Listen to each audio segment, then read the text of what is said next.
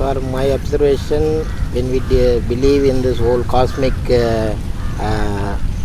understanding, I feel there is no free will. From I understand is there is free will. There is free will. Sir, your idea about the word free will, sir? I have no any special idea.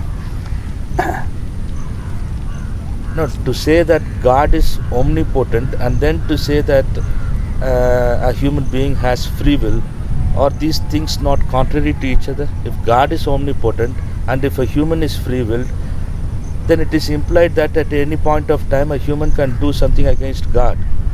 A human can break the will of God.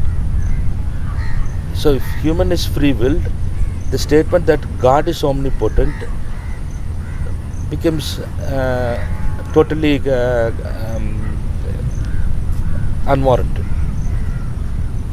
So therefore I ask the participants once again, Manikandan has said that there is no free will according to him, based on his knowledge of the scriptures, the teachings of the gurus and the acharyas. He says there is no free will.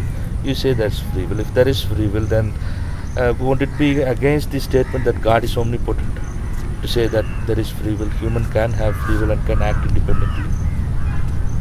See, what I understand, the God is omnipotent, but God doesn't force His will.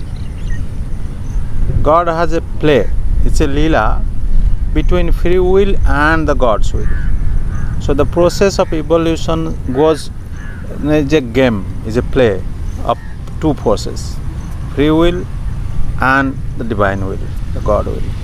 God doesn't force anything, because if you believe that God can force anything, force His will, so there would have been no bad things happening. So it will be only good things, only right things happening, no evil, no problem, no fighting, no war. So because of free will, all these leelas happening, the good and bad always there. So the most of the evil things comes from free will, because people have been given, or the generation or the creation is given their free will. You can choose, either you want to go with God or you want to go on your own. So let's say like human beings, nature is more neutral. Nature goes on God's will or natural will by their instinct, by their need. But human beings, since they have a mind and they have the free will of choice, they can become evil. They can do bad things, because these bad things tempt people. So there is free will always.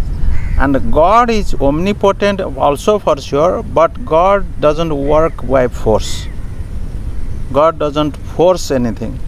It goes in a process. God's game is very magical. It's to understand that, it's a huge study one has to do. So it's a leela. It's no forcing of His will. So therefore you think that the evil man has his own will, which is more powerful than that of God's? That's a good question that many people ask that. But ultimately the God wins. That is the concept. God's will is there, human will is there, and free will, people can say that how can bad things happen? That means the free will of a human is more powerful than God. But ultimately, at the end, the God's will prevails. So if God's will prevails, I can as well say that there is no free will. And to sum it up, to connect this thing to food, I would say that if human beings do not have free will, or they have what seems to be free will, it would be good for humans to let the choice of food to the flow. Whatever they feel like eating, let them eat. What is wrong in eating what they feel like eating? Because there is nothing that can be done against God's will. The presence of an order presupposes knowledge. For all these years, millions of years, Earth has not run into the orbit of Mars because there is a grander intelligence which is at work, keeping things under control. So if it is God's will that prevails at the end, human will is not existent according to me, and therefore humans need not exercise much of a caution as regards food, because humans do not have free will, and it is they can have free choice of food. Whatever they feel like eating, they can eat, because at the end of the day, if God wants to reveal himself to a man, he can reveal himself to a man who eats food A, food B, food C, irrespective of the kind of food that one eats. God is free to reveal himself to anyone. God realization is possible for anyone and everyone eating any kind of food. That is my opinion. And that is one opinion. Before I say something, I would ask my friend and myself. What I understood from my childhood is like this. These three words stuck to me about spirituality: omnipresent, omnipotent, and omniscient. So this three word became like a key word of definition of that God, whoever we think is God.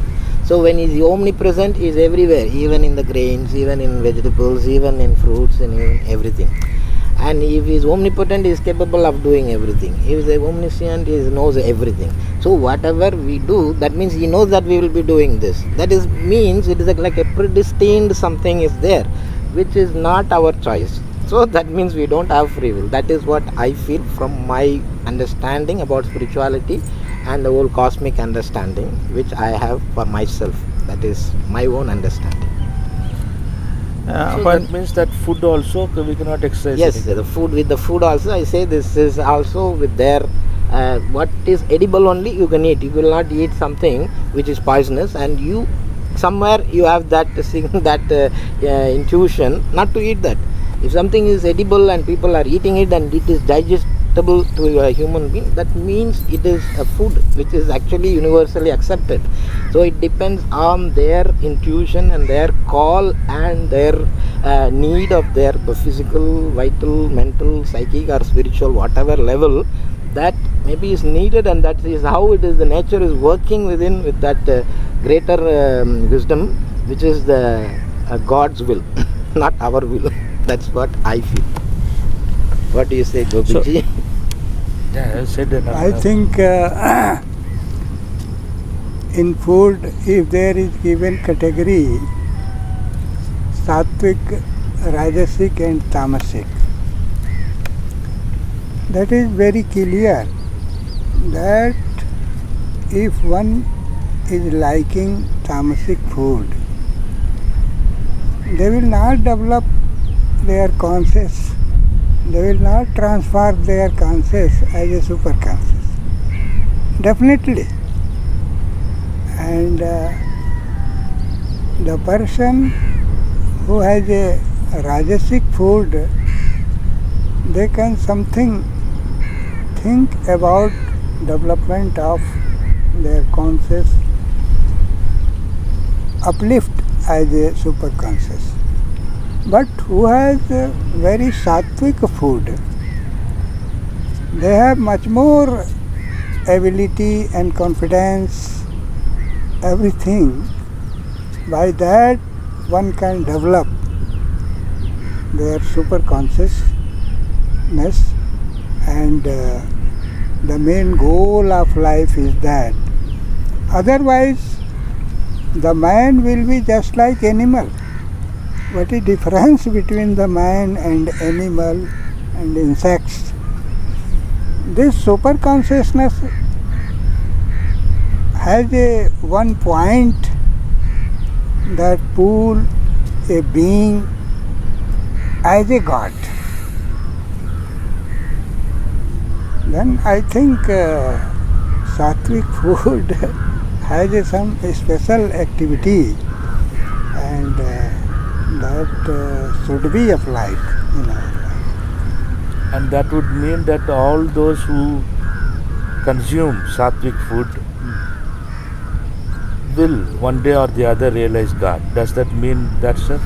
Those who consume sattvic food will for sure realize God? and those who consume non-sattvic food, be it rajasic or tamasic, will not realize God for sure. Can we say that?